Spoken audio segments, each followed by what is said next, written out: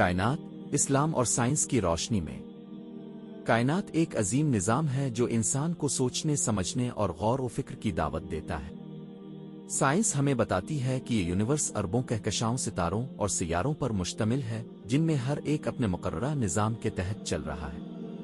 اسلام کیا کہتا ہے؟ پاک میں فرماتا ہے، بے شک آسمانوں اور زمین کی تخلیق میں عقل والوں کے لیے نشانیاں ہیں۔ سورۃ العمران۔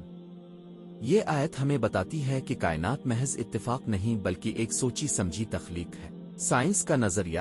سائنس کے مطابق کائنات ایک خاص ترتیب، ایورڈن اور قوانین لوز کے تحت چل رہی ہے، جیسے کشش، ثقل، وقت اور خلا، روشنی کی رفتار۔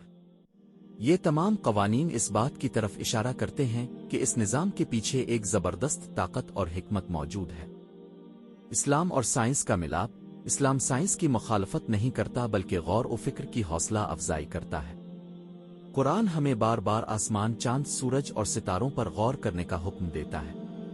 نتیجہ، کائنات ہمیں اللہ کی قدرت، علم اور حکمت کا عملی ثبوت دیتی ہے۔ سائنس ہمیں کیسے بتاتی ہے، اور اسلام ہمیں کیوں سمجھاتا ہے؟